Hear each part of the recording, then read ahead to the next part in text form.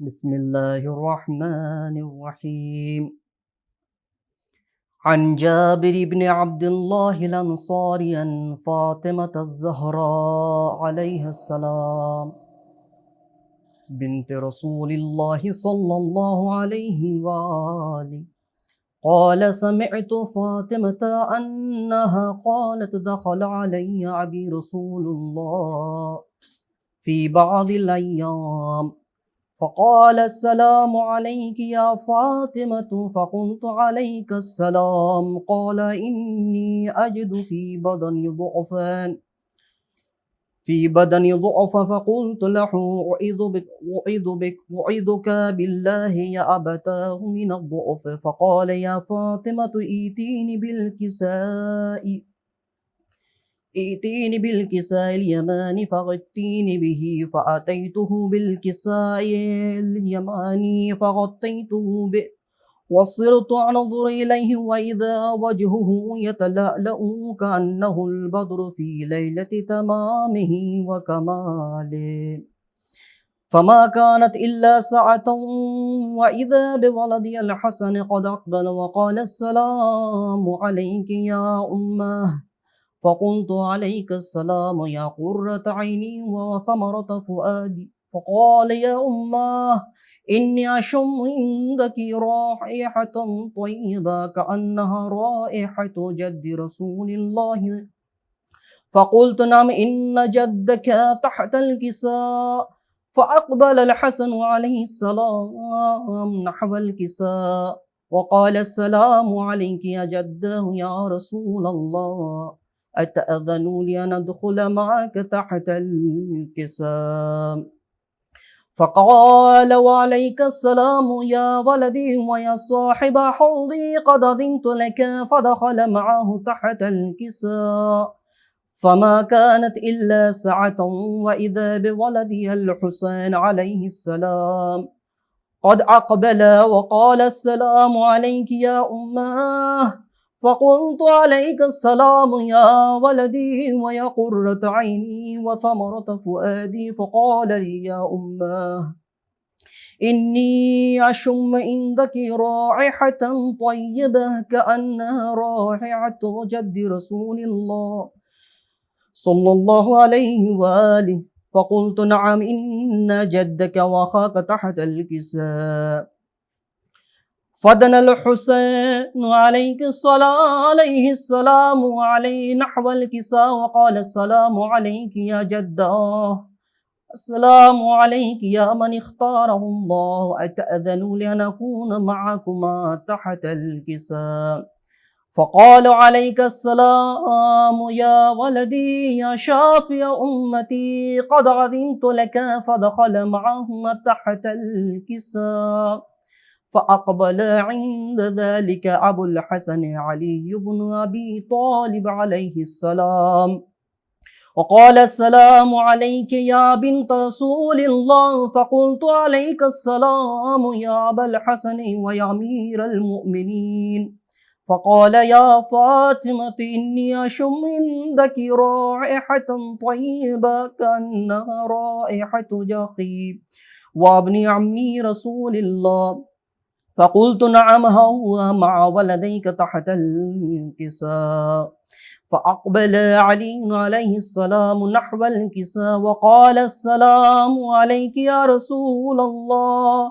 أتأذن لي أن أكون معكم تحت الكساء قال له عليك السلام يا أخي ويا وصي وخليفتي وصاحب لوائي قد أذنت لك فدخل علي عليه السلام تحت الكساء ثم أتيت نحو الكساء وقلت السلام عليك يا أبتاه يا رسول الله أتأذنوني أن أكون معكم تحت الكساء قال عليك السلام يا بنتي ويا بضعتي قد أذنت لك فدخلت تحت الكساء فلما اكتملن جميعا تحت الكساء أخذ برسول الله بطرف الكساء وأومي بيده اليمنى إلى السماء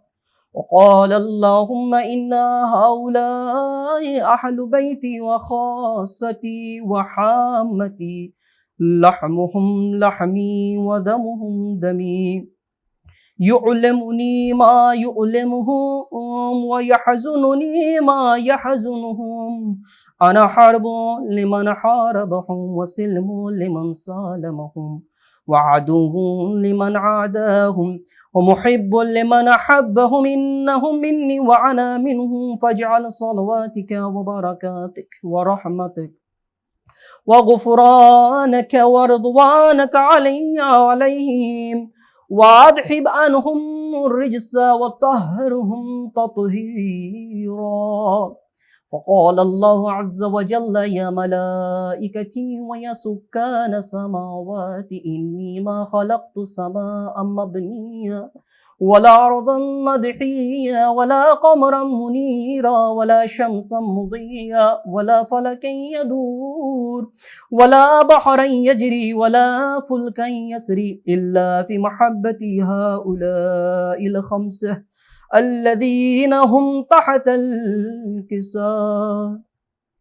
فقال الأمين جبرائيل يا ربي ومن تحت الكساء؟ فقال عز وجل هم أهل بيت النبوة ومعدن الرسالة، هم فاطمة وأبوها وبعلها وبنوها. فقال جبرائيل يا رب أتأذن لي أن أحبط إلى الأرض لأكون معهم سادسة؟ فقال الله نعم قد أذنت لك. فهبط الأمين جبرائيل وقال السلام عليك يا رسول الله، العلي الأعلى يقرئك السلام ويخصك بالتحية والإكرام ويقول لك وعزتي وجلالي إني ما خلقت السماء مبنيا ولا أرضا مدحيا ولا قمرا منيرا ولا شمسا مضيا ولا فلكا يدور ولا بحرا يجري ولا فلكا يسري إلا لأجلكم ومحبتكم، وقد أذن لي أن أدخل معكم فهل تأذن لي يا رسول الله؟ فقال رسول الله وعليك السلام يا أمين وحي الله إنه نعم قد أذنت لك. فدخل جبرائيل معنا تحت الكساء فقال لأبي إن الله قد أوحى إليكم يقول إنما يريد الله أن يذهب عنكم رجس أهل البيت ويطهركم تطهيرا. فقال علي عليه السلام لأبي يا رسول الله أخبرني ما لجلوسنا هذا تحت الكساء من الفضل من الله. وقال النبي والذي بعثني بالحق نبي واصطفاني بالرسالة نجيا، ما ذكر خبرنا هذا في محفل من محافل أهل الأرض وفي جمع من شيعتنا محبين إلا ونزلت عليهم الرحمة وحفت بهم الملائكة واستغفرت لهم إلى أن يتفرقوا. فقال علي عليه السلام إذا والله فزنا وفاز شيعتنا ورب الكعبة. وقال النبي الثاني يا علي والذي بعثني بالحق نبيا واصطفاني بالرسالة نجيا، ما ذكر خبرنا هذا في محفل من محافل أهل الأرض وفي جمع من شيعتنا محبين وفيهم محموم إلا وفرج الله همه ولا مغموم إلا وكشف الله غمه ولا طالب حاجة إلا وقضى الله حاجته. وقال علي عليه السلام إذا والله وفزنا وسعدنا وكذلك شيعتنا فازوا وسعدوا في الدنيا والآخرة ورب الكعبة. اللهم صل على محمد وآل محمد.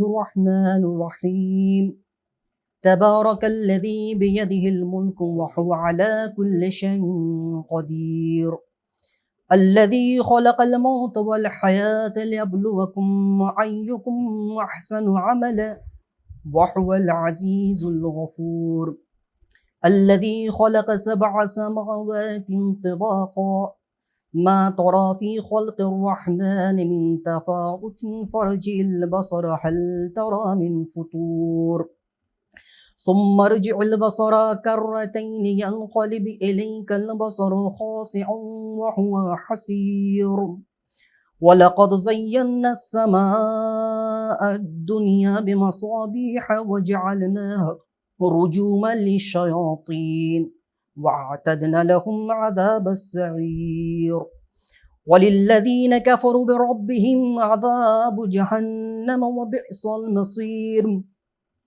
وإذا ألقوا فيها سمعوا لها شحيقا وهي تفور تكاد تميز من الغيظ كلما ألقي فيها فوج سألهم خزانتها ألم يأتكم نذير قالوا بلى قد جاءنا نذير فكذبنا وقل ما نزل الله من شيء إن أنتم إلا في ضلال كبير وقالوا لو كنا نسمع أو نعقل ما كنا في أصحاب السعير فاعترفوا بذنبهم فسحقا لأصحاب السعير إن الذين يخشون ربهم بالغيب لهم مغفرة وأجر كبير وأسروا قولكم أو اجهروا به إنه عليم بذات الصدور ألا يعلم من خلق وهو اللطيف الخبير هو الذي جعل لكم الأرض ذلولا فامشوا في مناكبها وكلوا من رزقه وإليه النشور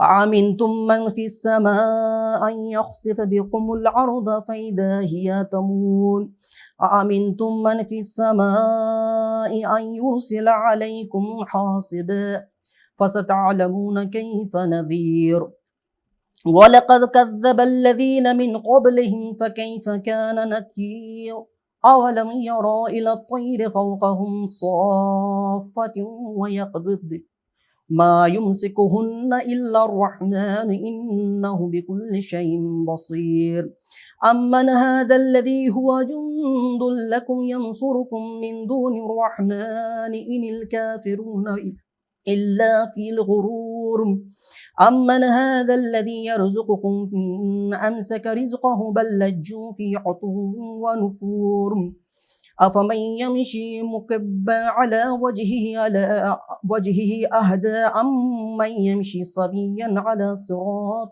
مستقيم قل هو الذي أنشأكم وجعل لكم السمع والأبصار والأفئدة قليلا ما تشكرون قل هو الذي ذرأكم في الأرض وإليه تحشرون ويقولون متى هذا الوعد إن كنتم صادقين قل إنما العلم عند الله وإنما أنا نذير مبين فلما رأوه زلفة سيئت وجوه الذين كفروا وقيل هذا الذي كنتم به تدعون قل أرأيتم إن أهلكني الله ومن معي أو رحمنا فمن يجير الكافرين من عذاب أليم قل هو الرحمن آمنا به وعليه توكلنا فستعلمون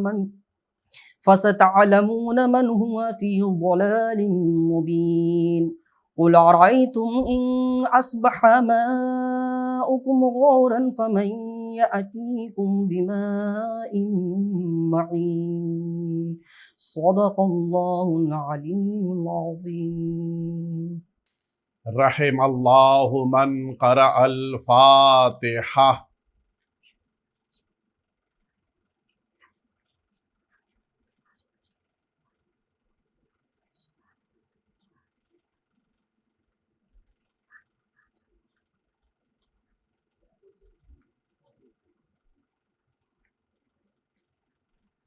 لا حول ولا قوة الا باللہ العلی العظیم.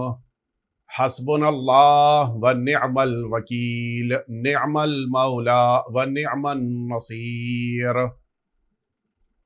أعوذ بالله من الشيطان الرجيم بسم الله الرحمن الرحيم الحمد لله الذي لا يبلغ مدحته القائلون ولا يحصي نعماءه العادون ولا يؤدي حقه المجتهدون ثم الصلاة والسلام والتحية والإكرام على سيد الأنبياء والمرسلين سيدنا ومولانا أبي القاسم محمد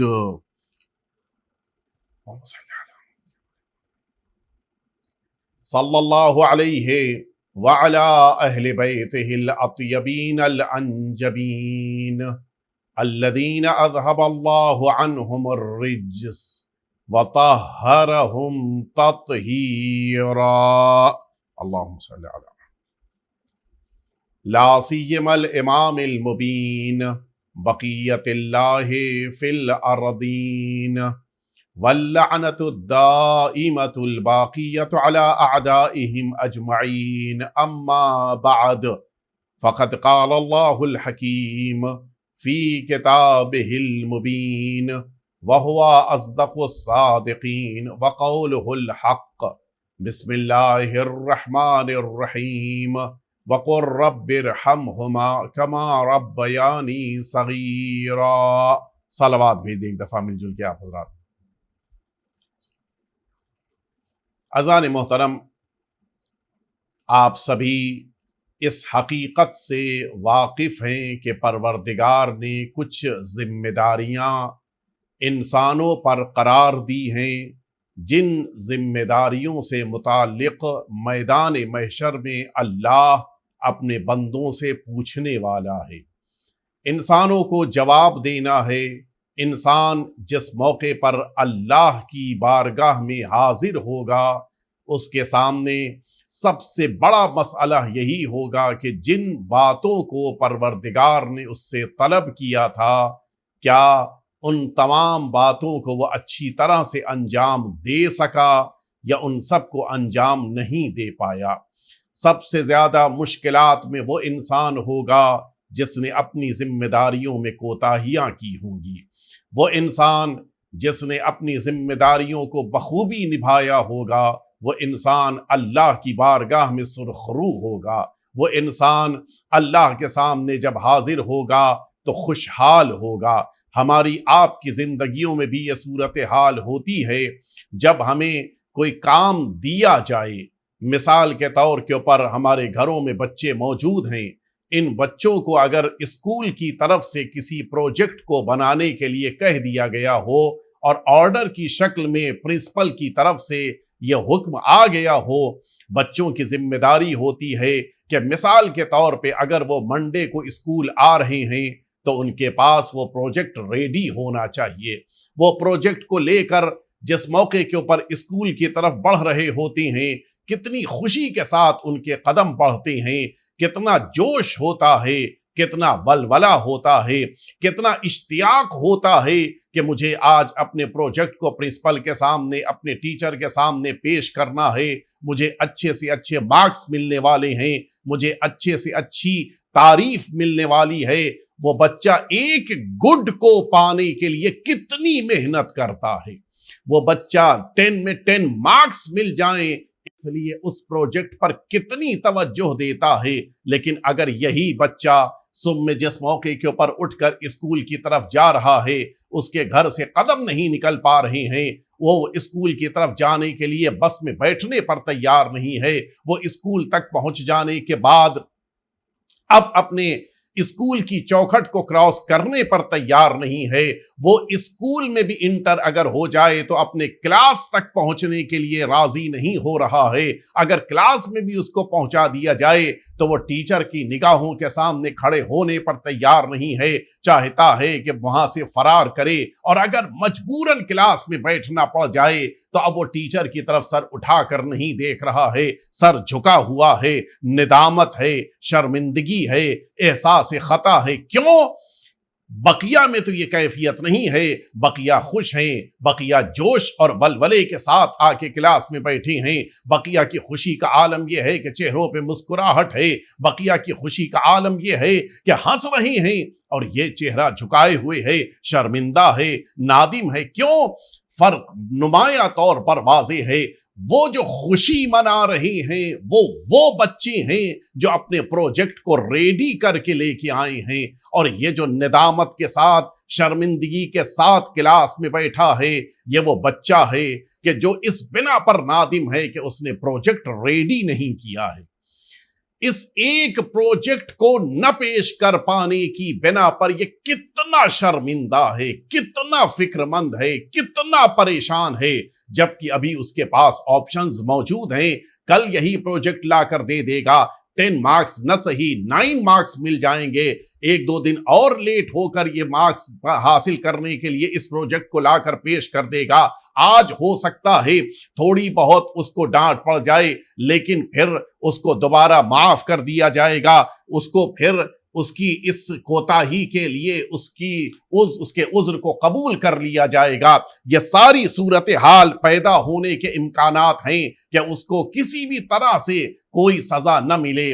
لیکن اگر یہی انسان میدان محشر کی طرف بڑھ رہا ہو تو اب اگر اس نے ان ذمہ داریوں کو کہ جن ذمہ داریوں کو پروجیکٹ کی شکل میں پروردگار نے اس کے حوالے کیا، اگر سارے پروجیکٹس ریڈی ہو چکے ہیں، اگر ساری ذمہ داریوں کو انجام دے چکا ہے، اگر سارے امور وہ بجا لے آیا ہے، تو اب اس کو موت کی طرف بڑھتے ہوئے کسی قسم کا خوف نہیں ہے۔ نہ تو موت سے ڈر ہے، نہ قبر کا ڈر ہے، نہ منکر نکیر کے سوال کا خوف ہے، نہ اللہ کی بارگاہ میں محشر میں پہنچنے کی بنا پر خوف زدہ ہے۔ کیوں؟ اس لیے کہ جن ذمہ داریوں کو پورا کرنے کے لیے اللہ نے حکم دیا تھا ان ذمہ داریوں کو پورا کر چکا ہے۔ انسان اگر ذمہ داری پوری کر لیتا ہے تو اس کے مزاج میں خوشی ہوتی ہے، اس کے مزاج میں اطمینان ہوتا ہے، لیکن اگر ذمہ داریوں میں کوتاہی رہ جائے، اگر ذمہ داریاں ناقص رہ جائیں، پریشان ہوتا ہے، فکر مند ہوتا ہے، مضطرب ہوتا ہے، گھبراہٹ ہوتی ہے، بے چینی ہوتی ہے۔ ہمیں گھبراہٹوں سے دور رہنا ہے، ہمیں بے چینیوں کو ختم کرنا ہے، ہمیں اضطراب سے بچنا ہے، تو پھر ہمیں ان ذمہ داریوں کو پورا کرنا ہوگا کہ جن ذمہ داریوں کو لے کر پروردگار نے ہمیں اس دنیا میں بھیجا ہے۔ انہی ذمہ داریوں میں سے ایک ذمہ داری ہے ہم اپنے والدین کے حقوق کا خیال رکھیں۔ جن والدین کے ذریعے سے پروردگار نے ہمیں اس دنیا میں بھیجا ہے، ان والدین کے حقوق کی رعایت کرنا ہماری ذمہ داری ہے۔ اور یہ جو موضوع میں آپ کی خدمت میں عرض کر رہا ہوں، یہ وہ موضوع ہے کہ جس کا تعلق سبھی لوگوں سے ہے۔ شاید ہو سکتا ہے انسان اس دنیا میں اولاد اس کے نہ ہو، یہ تو ممکن ہے، لیکن یہ نہیں ہو سکتا کہ والدین کے بغیر دنیا میں آیا ہو۔ والدین کے حقوق کی رعایت کرنا سارے انسانوں کی ذمہ داری ہے۔ سارے انسانوں پر یہ فرض ہے کہ جن وجود اور جن موجودات کے ذریعے سے پروردگار نے اسے اس دنیا میں بھیجا ہے، ان کے حقوق کی رعایت کرے۔ ظاہر ہے کون بتا سکتا ہے کہ ان انسانوں کی کیا ذمہ داری ہے جو اس دنیا میں آئے ہیں؟ کون انسانوں کو یہ بتا سکتا ہے کہ تمہیں کیا کام انجام دینے ہیں؟ یہ تو وہی بتا سکتے ہیں کہ جنہیں پروردگار نے اس روئے زمین پہ اپنا نمائندہ بنایا ہے۔ یہ وہی بتا سکتے ہیں کہ جنہیں پروردگار نے بندوں اور اپنے درمیان واسطہ قرار دیا ہے۔ پیغام پروردگار انہی اہل بیت اطہار کے ذریعے انسانوں تک پہنچے گا۔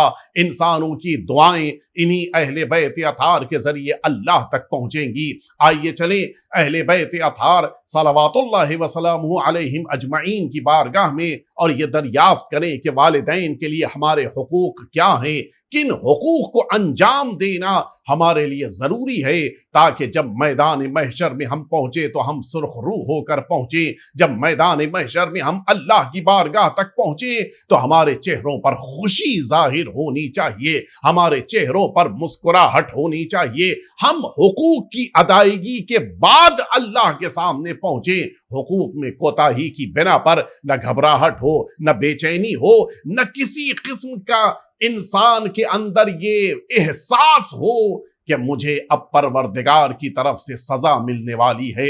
انسان آئیں چلیں معلوم کریں کہ اہل بیت اطہار نے کیا ذمہ داریاں ہمارے کاندھوں پر قرار دی ہیں، ہمیں کن کاموں کو انجام دینا ہے۔ جس موقع کے اوپر پوچھا گیا اے مولا اور آقا کہ ہماری کیا ذمہ داری ہے، ہمارے والدین سے متعلق ہمیں کیا کرنا ہے، ہمارے آقا اور مولا امام جعفر صادق علیہ السلام کی بارگاہ میں جس موقع پر پوچھا گیا کہ اے فرزند پیغمبر، اللہ نے قرآن مجید میں فرمایا ہے کہ وَقَضَىٰ رَبُّكَ أَلَّا تَعْبُدُوا إِلَّا إِيَّاهُ وَبِالْوَالِدَيْنِ إِحْسَانًا۔ اللہ نے قرآن مجید میں یہ حکم دیا ہے کہ تم سب اللہ کے لیے ہی صرف اللہ کی عبادت کرو، یہ فیصلہ پروردگار کا ہے، اور اپنے والدین کے ساتھ حسن سلوک اختیار کرو۔ پوچھنے والا پوچھتا ہے کہ اے فرزند پیغمبر ما ھذا الاحسان، اے فرزند پیغمبر ہم اپنے والدین کے ساتھ کس طرح سے یہ حسن سلوک اختیار کریں، ہم کیا کریں کہ یہ ہمارے لیے حسن سلوک قرار پائے۔ اب یہاں سے جو مولا نے طویل حدیث بیان کی ہے، میں اس کے بعض فقرے آپ کی خدمت میں عرض کروں گا تاکہ ہم اپنی زندگیوں پر توجہ دے سکیں۔ آقا فرماتے ہیں دو کام ہیں کہ جن دو کاموں کو اگر تم نے اختیار کیا تو یہ تمہاری طرف سے تمہارے والدین کے لیے حسن سلوک شمار ہوگا۔ مولا وہ دو کام کون سے ہیں، وہ دو ذمہ داری کون سی ہیں؟ فرمایا کہ ان تحسن صحبتہما، سب سے پہلی ذمہ داری تمہاری یہ قرار پا رہی ہے کہ اگر چاہتے ہو کہ والدین کے ساتھ حسن سلوک اختیار کرو، تمہارا اپنے والدین کے ساتھ گفتگو میں اچھا رویہ ہونا چاہیے، اچھی طرح سے ان کے ساتھ اٹھو بیٹھو، اچھی طرح سے ان سے گفتگو کرو، اچھی طرح سے ان کے سامنے آؤ جاؤ۔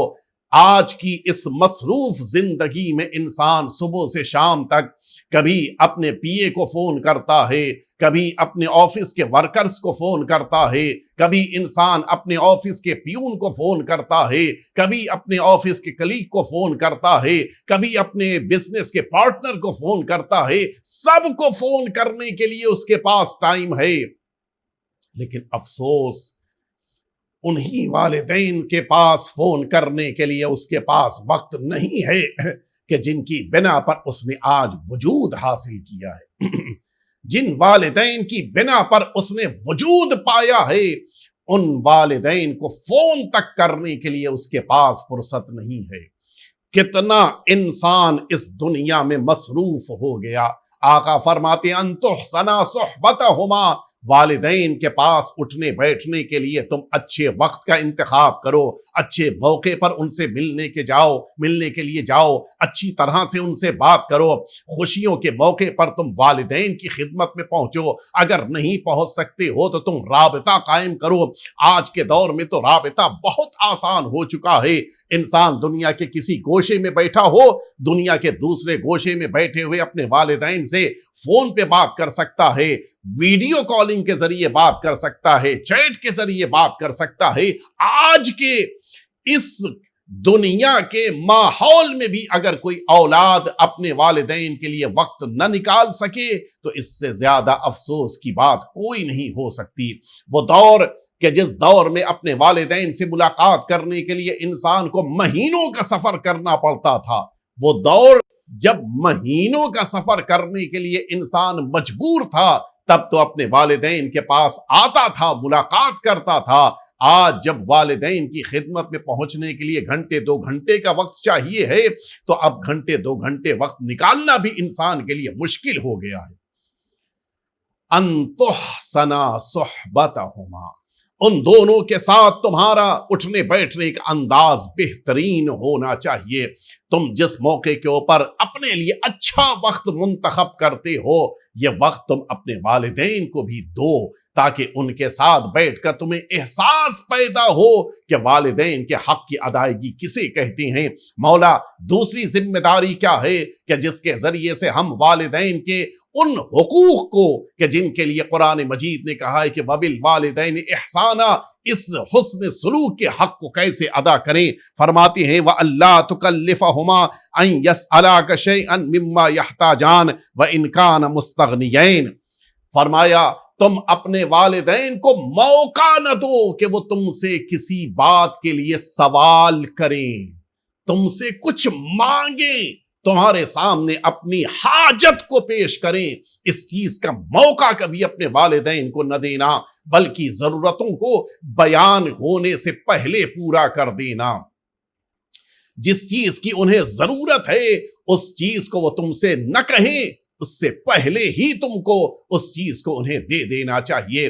مجھے پتا ہے اپنے والدین کے لیے ہم دوا لے کر آئے تھے جو 1 ہفتہ چلنے والی تھی، ایک پتے میں 8 ہی یا 10 ہی گولیاں ہوتی ہیں، پتا ہے کہ 10 دن میں یہ دوا ختم ہو جانے والی ہے، 8واں 9واں دن آ چکا ہے۔ اب انتظار کی ضرورت نہیں ہے کہ والدین کہیں کہ اب میری دوا ختم ہو گئی ہے اور لے آؤ تب ہم لے کر آئیں۔ ہمیں پتا ہے کہ دوپہر میں ایک خاص موقع پر ان کو کھانے کی ضرورت ہوتی ہے، انتظار نہ ہو کہ وہ کہیں تو ان کی خدمت میں کھانا پیش کیا جائے، بلکہ وہ نہ مانگیں اور تم اس چیز کو ان کی خدمت میں پیش کر دو۔ پتا ہے کہ ان کا لباس پرانا ہو چکا ہے، اب لباس نیا ان کے لیے ضروری ہو چکا ہے۔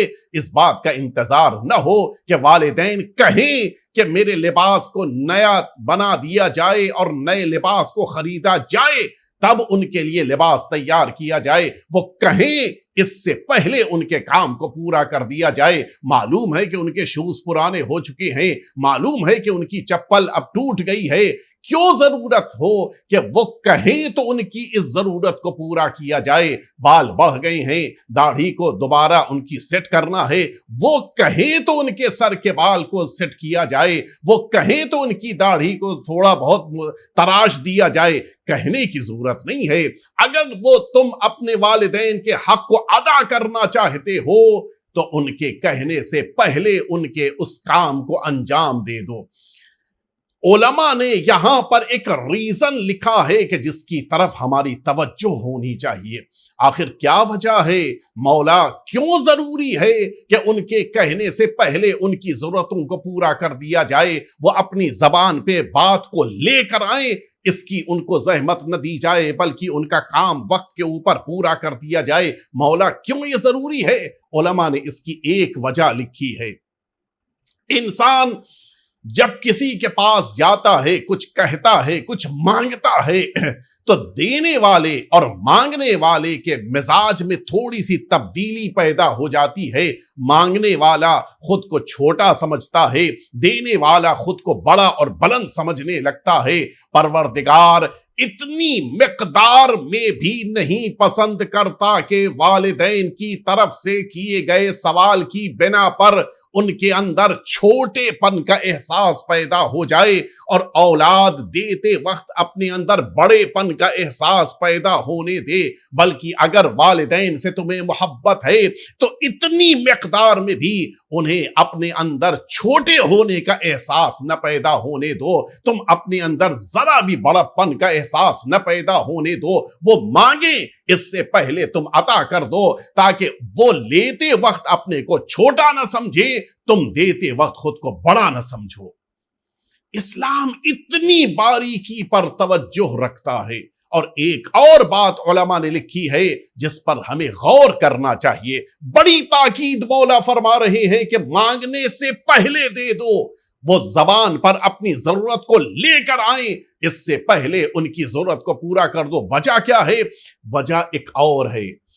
ہم نے بھی بچپن گزارا ہے، ہم بھی کم سنی سے آج اس عمر تک آئے ہیں۔ وہ دن ہم سب یاد کریں کہ جس زمانے میں عالم یہ تھا کہ ہمیں بھوک لگی ہے، عالم یہ تھا کہ ہمارا لباس گندا ہو گیا ہے، عالم یہ تھا کہ ہمارے پیر میں چوٹ لگی ہے، اس موقع کے اوپر اب ہمیں کہنا نہیں پڑتا تھا کہ ہمارے کھانے کا وقت آ گیا ہے تاکہ والدین ہم تک کھانا پہنچائیں، ہمارے پیروں میں چوٹ لگی ہے، اب کہنے کی ضرورت نہیں ہے کہ مرہم لگانے کا وقت آ گیا ہے، تیل مالش کا وقت آ گیا ہے تاکہ وہ آ کر تیل مالش کریں، ہمارا لباس گندا ہو گیا ہو، کہنے کی ضرورت نہیں ہوتی تھی کہ ہمارا لباس گندا ہو گیا ہے، اسے تبدیل کر دیا جائے، ہمارے کہنے سے پہلے لباس ہمارے تبدیل کر دیے جاتے تھے، ہمارے کہنے سے پہلے کھانا لا کر پیش کر دیا جاتا تھا، ہمارے کہنے سے پہلے ہمارے بدن کے درد کے اوپر وہ مرہم یا تیل لگا دیا جاتا تھا۔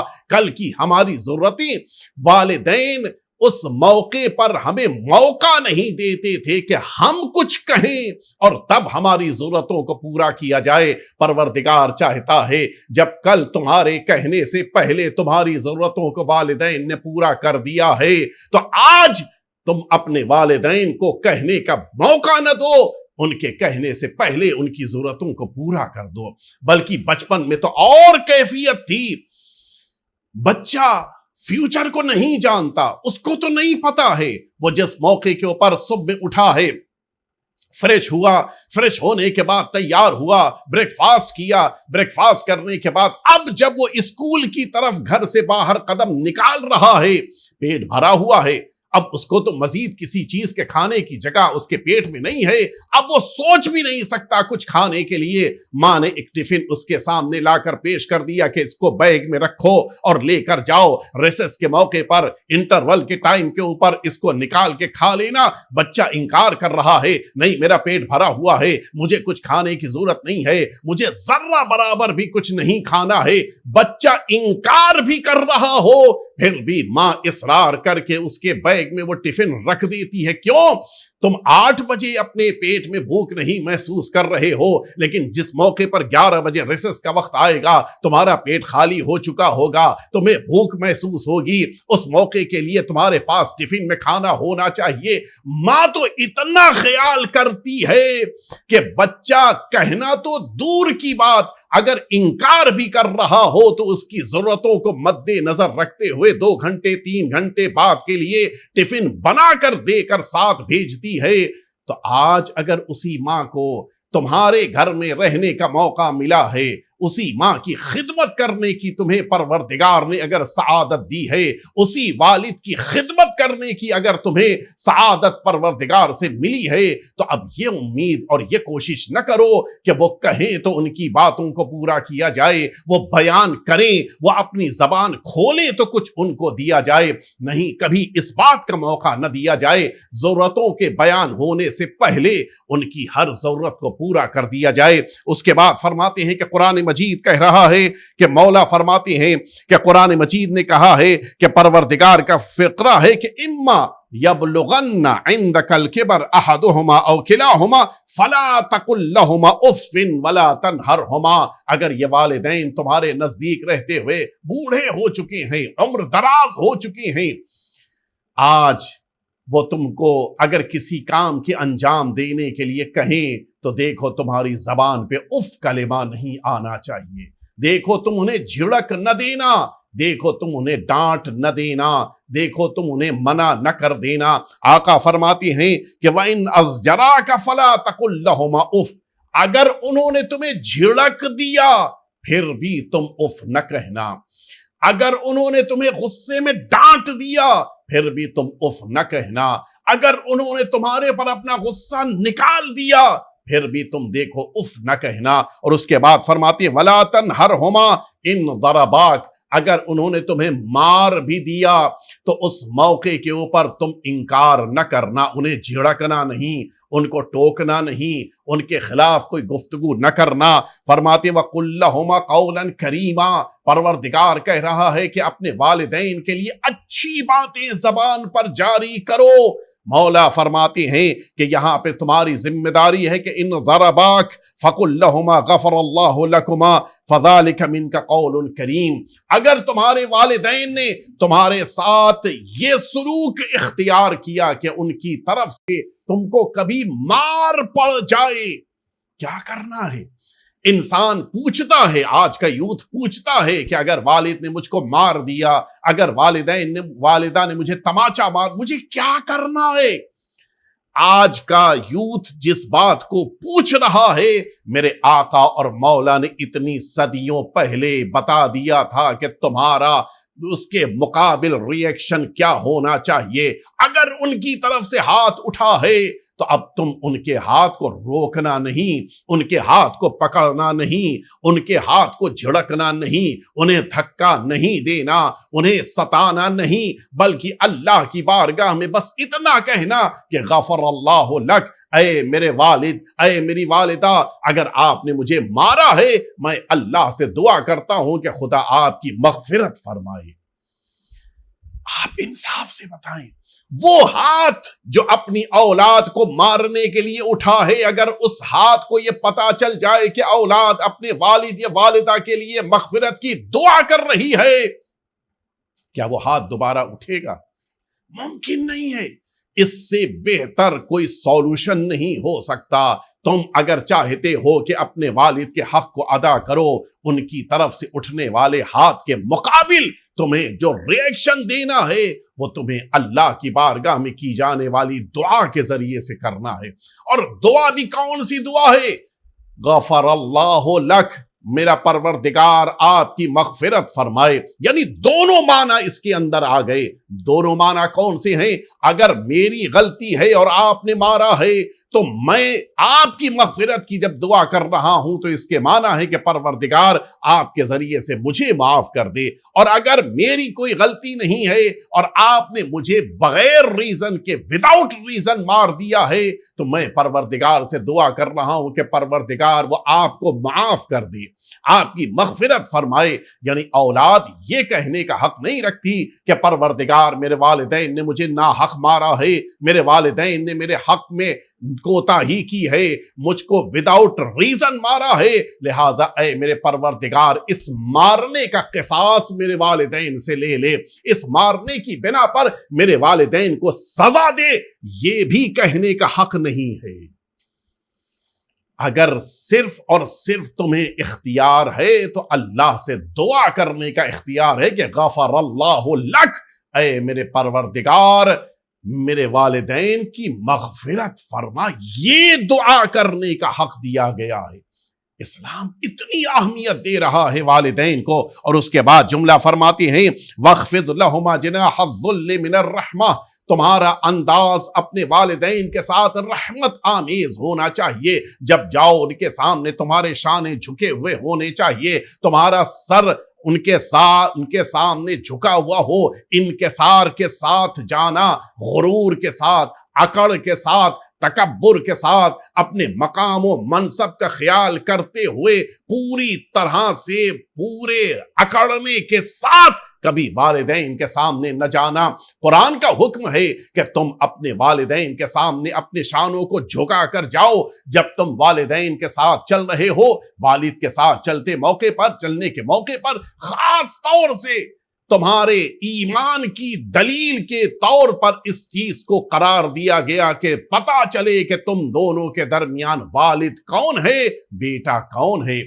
تمہارے قدم والد سے آگے نہیں بڑھنے چاہیے، تمہاری رفتار والد سے زیادہ تیز نہیں ہونی چاہیے۔ عمر کے ساتھ انسان کی رفتار گھٹ جاتی ہے، عمر کے ساتھ انسان دھیمے چلنے لگتا ہے۔ تم جوانی کے جوش میں ہو، تمہارے اندر پروردگار نے طاقت اور توانائی دی ہے، کہیں ایسا نہ ہو کہ طاقت کا مظاہرہ کرتے ہوئے تم بوڑھے دھیرے چلنے والے والدین کے ساتھ چلنے کے بجائے آگے آگے نکلتے چلے جاؤ، دھیمے دھیمے قدم بڑھاتے ہوئے والد تمہارے پیچھے آنے لگ جائیں۔ ایسا نہیں ہونا چاہیے۔ تمہاری طاقت تمہارے قابو میں ہونی چاہیے، تمہارے پیروں کی توانائی تمہارے قابو میں ہونی چاہیے۔ والد کے ساتھ جب چل رہے ہو تو تمہارے قدم ان سے پیچھے رہنے چاہیے۔ مولا کا جملہ ہے، فرماتے ہیں وَلَا تُقَدِّمْ قَدَمَهُمَا، دیکھو ان کے قدموں سے تمہارے قدم آگے نہیں بڑھنے چاہیے۔ دیکھنے والے کو پتا چلے کہ آگے چلنے والے والد ہیں، پیچھے چلنے والا بیٹا ہے۔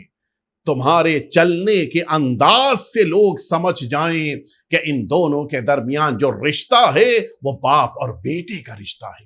فرماتے ہیں وَلَا يَدَكَ فَوْقَ أَيْدِيهُمَا، بڑی وضاحت ہے اس کی، میں جلدی سے اس وضاحت کو پیش کر کے اگلے مرحلے تک آنا چاہوں گا۔ دیکھو کبھی ایسا نہ ہو کہ تمہارے ہاتھ ان کے ہاتھ سے آگے بڑھ جائیں۔ دیکھو کہیں ایسا نہ ہو کہ عطا کے موقع پر، بخشش کے موقع پر، دینے کے موقع پر دونوں دے رہے ہیں، تمہارا ہاتھ اپنے والد سے آگے نہیں بڑھنا چاہیے۔ ایک جگہ کے اوپر امام بارگاہ کی تعمیر ہو رہی ہے، کہیں مسجد تعمیر ہو رہی ہے، کہیں مجلس عزا کے لیے فرش عزا بچھ رہی ہے، کہیں تبرک کا انتظام کرنا ہے، کہیں کچھ غریبوں کو کھانا کھلانا ہے، کہیں کچھ یتیموں کے لیے لباس کا انتظام کرنا ہے، کہیں کچھ بیواں ہیں کہ جن کے گھر میں چولہے جلنے ہیں۔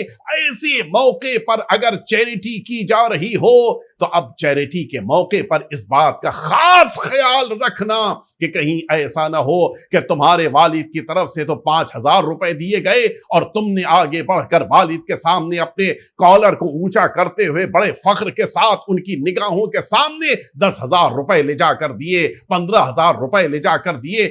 اگر یہی تم کو رقم دینی ہے تو اس کو چینج کر کے دوسرے انداز سے بھی دیا جا سکتا ہے۔ والد نے 5,000 دیا تھا، تم یہ اعلان کرو کہ میں 2,500 دے رہا ہوں، بقیہ یہ 7,500 روپے اور جو ہیں یہ میرے والد کی طرف سے دیے جا رہے ہیں۔ یہ جو انسان اپنے والد کے احترام کو باقی رکھے گا، مولا اسے پسند کرتے ہیں، اللہ اسے پسند کرتا ہے، رسول اللہ اسے پسند کرتے ہیں۔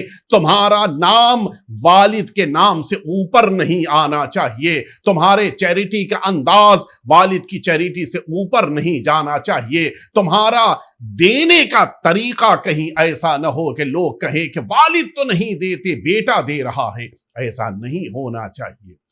وَلَا يَدَيْكَ فَوْقَ أَيْدِيهُمَا، ان کے ہاتھوں سے اوپر تمہارا ہاتھ کبھی نہیں ہونا چاہیے۔ کتنا اچھا طریقہ ہے، مجلس ختم ہوئی، مجلس کے ختم ہونے کے بعد جس موقع کے اوپر مؤمنین نکل رہے تھے اسی موقع کے اوپر ذاکر مجلس بھی مجلس پڑھ کے باہر نکل رہے تھے۔ اب کیا ضروری ہے کہ بانی مجلس ہی اپنے ہاتھوں سے وہ انویلپ اور لفافہ عالم دین یا ذاکر کو دے؟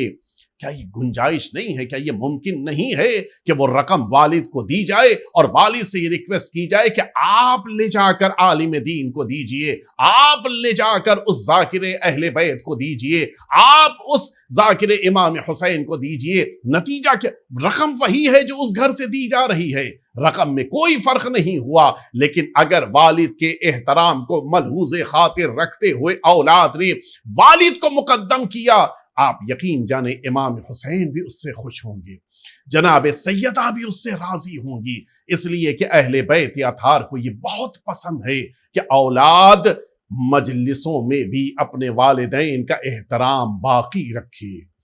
ان مجلسوں میں اسی لیے خاص طور سے یہ جملہ کہتا ہوں کہ ان مجلسوں میں جس موقع پہ آئیں، ہمارے وہاں آج خیر لاک ڈاؤن کا زمانہ ہے کہ جس زمانے میں معمولاً ان مجالس عزا کا انعقاد اس نئے طریقہ کار سے لائیو ہو رہا ہے، لہٰذا لوگ اپنی اپنے گھروں میں مجلسیں بیٹھ کر سنتے ہیں، لیکن نارمل ڈیز میں، کامن ڈیز میں جس موقع کے اوپر اولاد اپنی گاڑی سے اس امام بارگاہ میں اس سینٹر کی طرف جا رہی ہے جہاں مجلس منعقد ہو رہی ہے، اپنی اولاد کو گاڑی میں بٹھا لیا، اپنی وائف کو گاڑی میں بٹھا لیا اور پھر مجلس کی طرف جا رہے ہیں، اور اپنے والد سے یا والدہ سے یہ جملہ کہہ دیا لائیو مجلس گھر پہ آئے گی، آپ ٹی وی پہ دیکھ لیجئے گا۔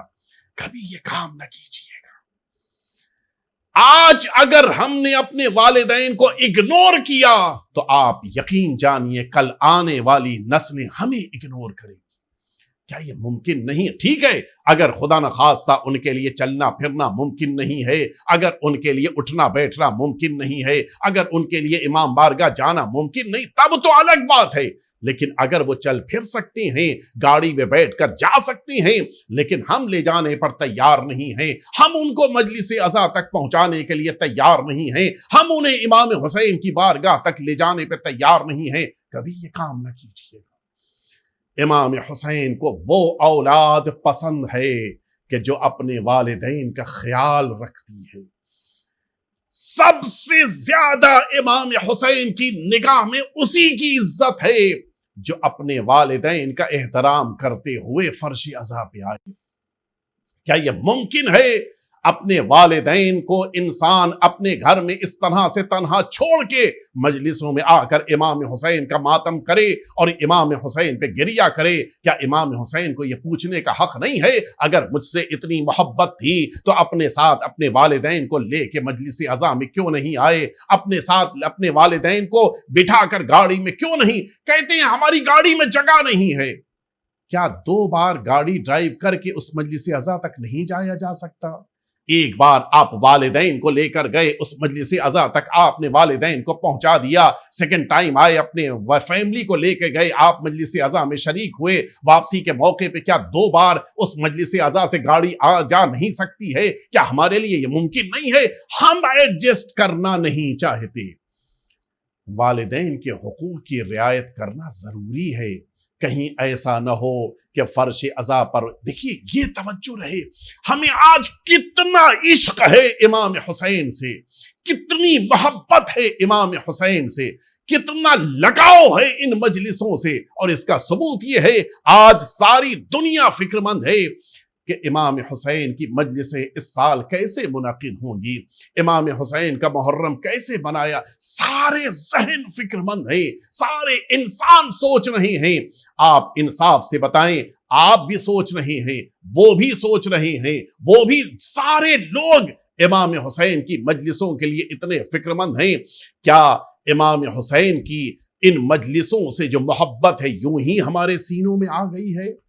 کیا یوں ہی امام حسین سے لگاؤ پیدا ہو گیا ہے؟ کہ نہیں، بچپن میں اگر ہمارے والد نے ہماری انگلی کو پکڑ کے ہمیں مجلسوں تک نہ پہنچایا ہوتا تو ہم امام حسین کے اس طرح سے عاشق نہ بنتے، اگر ہمیں مجلسوں میں لے جا کر ماتم کرنے کا طریقہ والدین نے نہ سکھایا ہوتا تو آج امام حسین کی مجلسوں میں اس طرح سے ہم ماتم نہ کرتے، اگر بچپن میں ہمارے چھوٹے چھوٹے سے ہاتھوں میں سرکار ابو الفضل عباس کے چھوٹے چھوٹے پرچم نہ دے کر ہمیں مجلسوں میں جلوس کے راؤنڈ کے موقع کے اوپر موقع فراہم کیا ہوتا والدین نے، آج ہمیں جناب عباس کے علم مبارک سے اتنی محبت نہ ہوتی۔ تو اگر بچپن میں والدین نے ہمارے دلوں میں امام حسین اور فرش عزا اور تبرکات عزا کی اتنی محبت قرار دی ہے تو کیا آج ان کا حق نہیں ہے کہ جب وہ ضعیفی کے اس پڑاؤ میں ہیں جہاں وہ بغیر سہارے کے مجلسوں تک نہیں جا سکتے، بغیر سہارے کے جلوس میں شرکت نہیں کر سکتے، بغیر سہارے کے تبرکات عزا سے تبرک نہیں لے سکتے، کیا اولاد کا یہ اتنا بھی حق اولاد کی گردن پہ والدین کا نہیں ہے کہ انہیں امام حسین کی بارگاہ تک لے کر آئیں، امام حسین کی بارگاہ تک پہنچائیں؟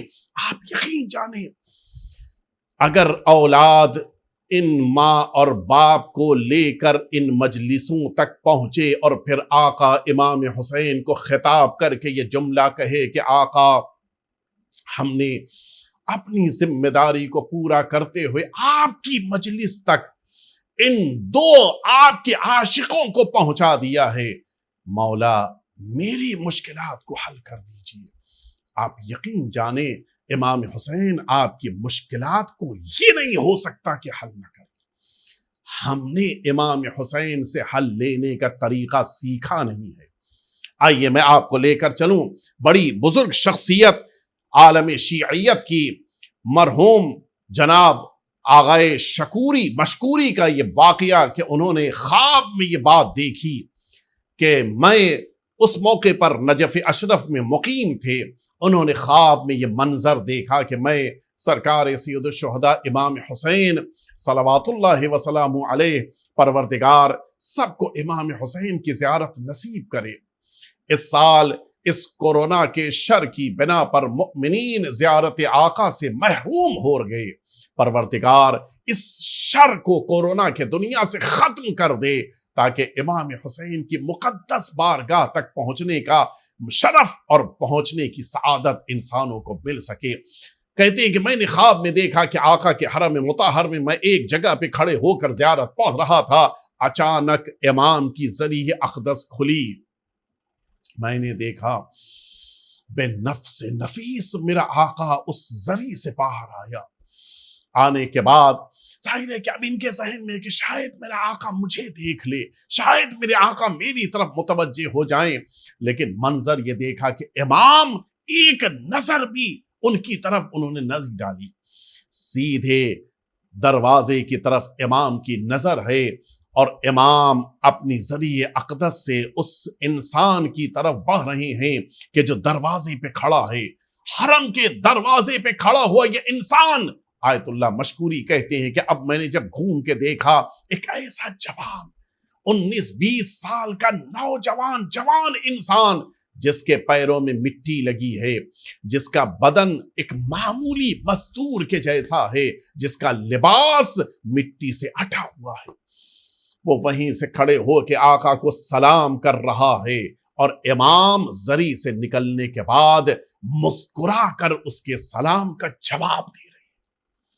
बड़ी हैरत हुई, घबराहट में इनकी आंख खुली, समझ गए कि इस शबे जुमा चलना चाहिए, इमाम की बारगाह में जरूर वो ज़ाहिर आने वाला है कि जिससे मुलाकात के लिए मेरा आका ज़री से बाहर आया। आए शबे जुमा सरकार सैयदुश्शुहदा के हरम मुताहर में आज ही के जैसी रात शबे जुमा इमाम हुसैन के हरम मुताहर में आकर खड़े हुए। उसी जगह पर जहां रात में, जहां ख्वाब में देखा था, उसी जगह खड़े होकर उन्होंने पहले आका की ज़ियारत पढ़ी और फिर चेहरे को घुमा के दरवाजे की तरफ रुख किया और खड़े हो गए, इंतजार कि शायद अब वो जवान आज ज़ियारत के लिए आए। धीरे धीरे जब रात गुजरने लगी, निस्फ़े शब के करीब वो जवान आया। उसी जगह पे खड़े होकर उसने बुलंद आवाज से कहा, अस्सलामु अलैका या अबा अब्दिल्लाह। यही जुमला वहां पे कहा, कुछ देर ठहरा और उसके बाद फिर वापस चल पड़ा। शेख मशकूर कहते हैं कि मैं उसके पीछे पीछे चला। जाहिर है कि वो जवान था, मैं बूढ़ा इंसान, मैं खुद कितनी भी तेजी से चलता उस तक नहीं पहुंच पा रहा था। यहां तक कि वो इंसान, वो जवान शहर करबला से निकल के करबला के बिल्कुल बॉर्डर के ऊपर अपने घर के करीब पहुंचा। चाहता था कि अपने घर में दाखिल हो, वहीं से शेख मशकूर ने आवाज दी, अरे जवान रुक जाओ, मैं तुझसे मिलने के लिए आ रहा हूं। ठहर गया। आए मशकूर उसके पास आके खड़े हुए, कहा बेटा तुम इमाम हुसैन की ज़ियारत से आ रहे? कहा अभी गया था मैं ज़ियारत के लिए। बेटा तुम अंदर ज़ियारत करने के लिए नहीं आए, दरवाजे पे खड़े होके ज़ियारत की वापस आ गए। कहता है कि आप बुजुर्गवार हैं, आप क्यों ये सारी बातें पूछ रहे हैं, आपसे क्या मतलब? क्या बेटा अंदर जाके ज़ियारत करनी चाहिए थी। क्या नहीं, मैं यहीं से खड़े होके हमेशा ज़ियारत करता हूं और मैं कभी अंदर नहीं जाता। बेटा आखिर वजह क्या है? कि ये मेरा और मेरे इमाम हुसैन का मामला है, आप बीच में ना आइए। कि नहीं बेटा, मैंने ख्वाब देखा है।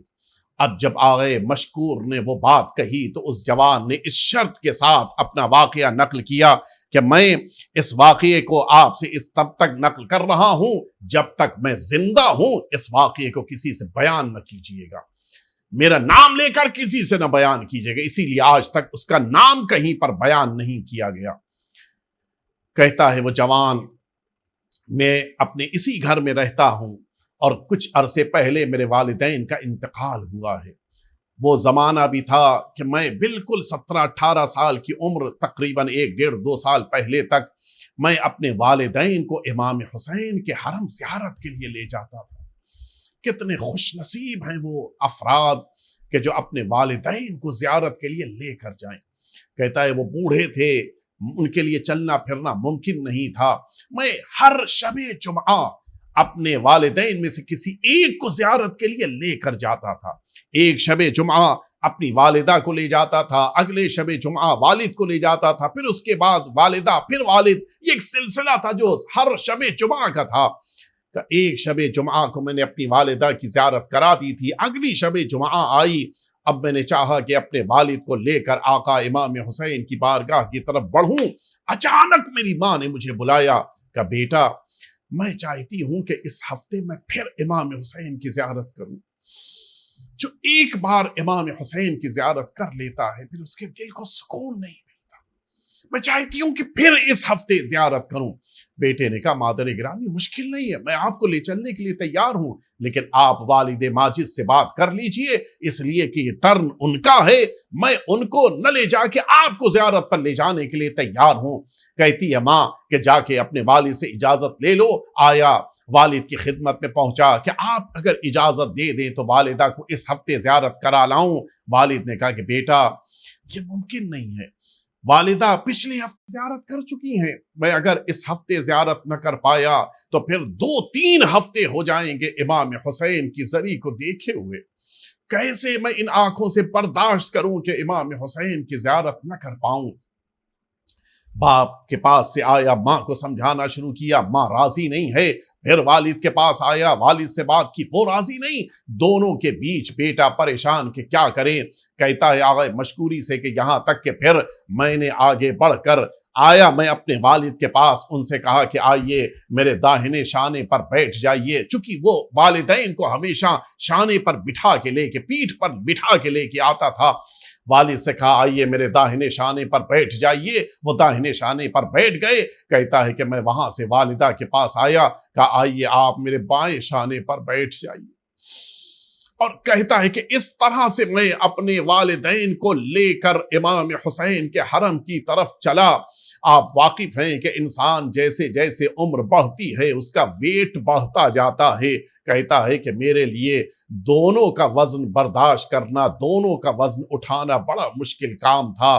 میں دھیرے دھیرے قدم بڑھاتا ہوا کربلا کی طرف آ رہا تھا، لیکن میرے پیروں میں زخم آ گئے، مجھ سے ایک قدم بھی نہیں چلا جا رہا تھا، یہاں تک کہ میں امام حسین کے حرم مطہر تک پہنچا۔ میرے پیروں سے خون جاری ہو چکا تھا، میرے پیروں میں مٹی لگ چکی تھی، ایک قدم بھی اب میرے لیے آگے بڑھنا ممکن نہیں تھا۔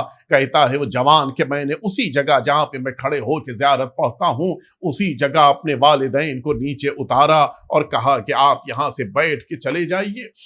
اب یہاں سے چونکہ حرم آ چکا تھا، حرم کے اندر تک میں لے کے آ گیا تھا، کہ اب اس سے آگے میں آپ کو لے کے نہیں جا پاؤں گا، میرے پیروں میں خون آ چکا ہے، اب میں آقا کے حرم میں اس حال میں قدم نہیں رکھوں گا۔ کہتا ہے کہ میں نے اپنے والدین کو امام حسین کی زری کی طرف روانہ کیا، اچانک وہیں سے کھڑے ہو کے اب جو میں نے السلام علیکہ یا ابا عبداللہ کہا، کہتا ہے کہ اچانک میں نے دیکھا کہ امام کے حرم کے وہ پٹ کھلے، خود امام باہر تشریف لائے، اور آنے کے بعد میرے سلام کا جواب دیا اور یہ جملہ فرمایا کہ تم نے اپنے والدین کو میرے حرم تک پہنچایا ہے، تم نے میرے 2 زائر کو ان تکلیفوں کے ساتھ پہنچایا ہے، اب جب کبھی بھی تم مجھے سلام کرنے کے لیے آؤ گے میں خود تمہارے سلام کا جواب دینے کے لیے آؤں گا۔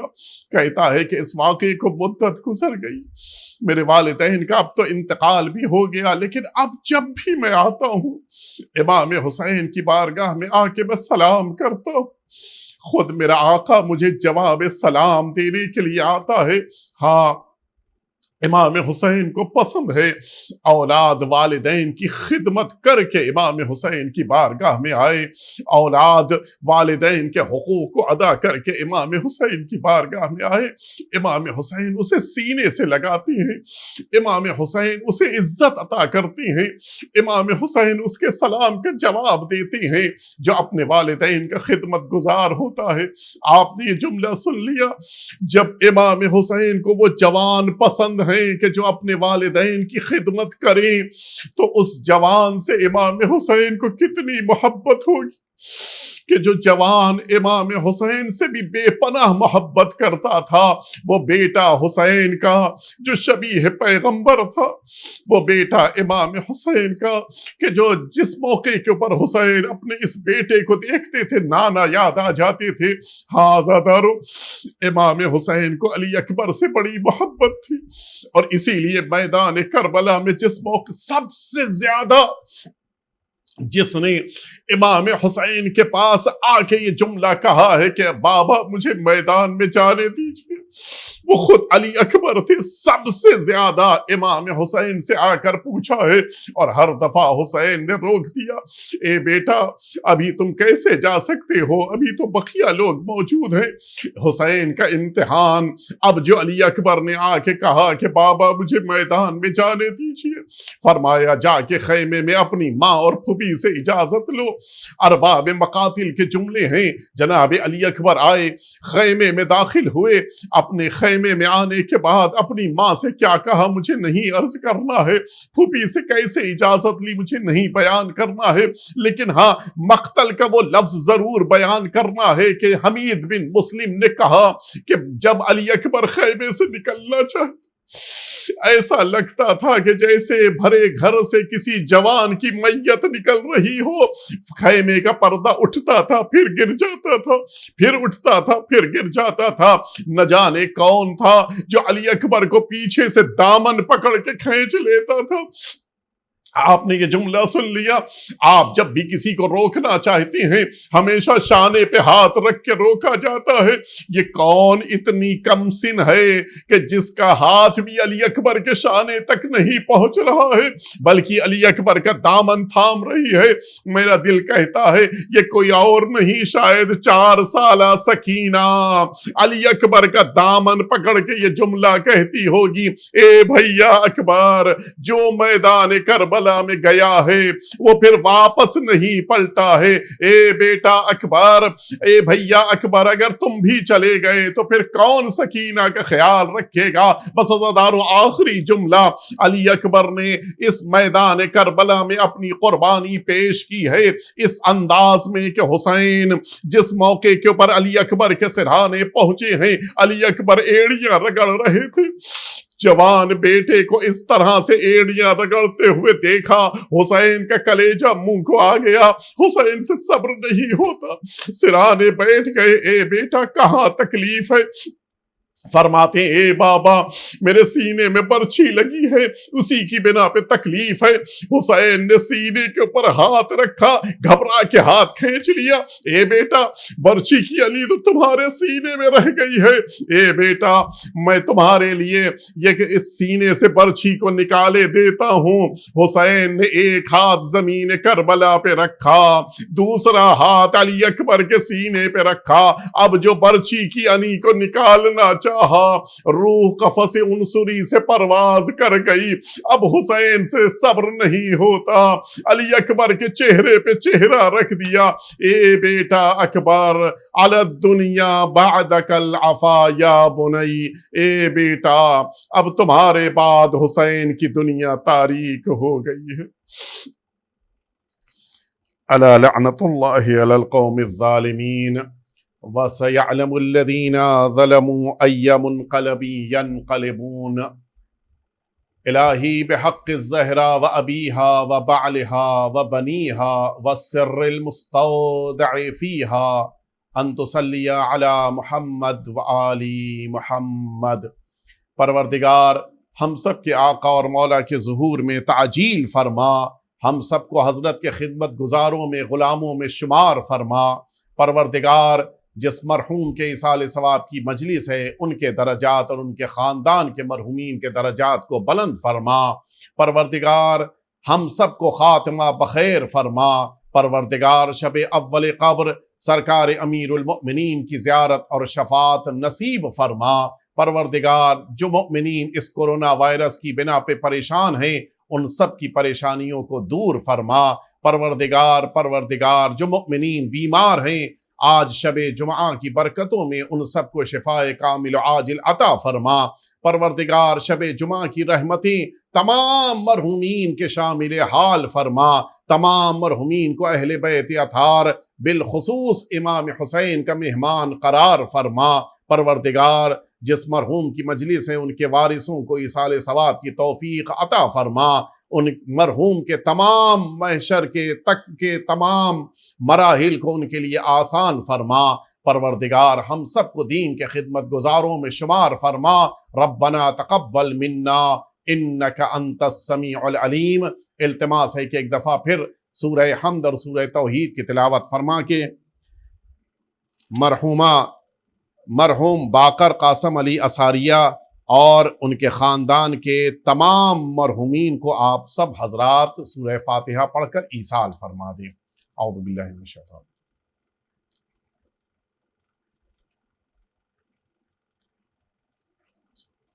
صراط الذین انعمت علیہم غیر المغضوب علیہم ولا الضالین۔ بسم اللہ الرحمن الرحیم۔ قل هو اللہ احد اللہ الصمد لم یلد ولم یولد ولم یکن له کفوا احد۔ قل هو اللہ احد اللہ الصمد لم یلد ولم یولد ولم یکن له کفوا احد۔ بسم اللہ الرحمن الرحیم۔ قل هو اللہ احد اللہ الصمد لم یلد ولم یولد ولم یکن له کفوا احد۔ اللهم صل على محمد وعلى محمد وابعث ثوابها الى قبره۔ ربنا تقبل منا انك انت السميع العليم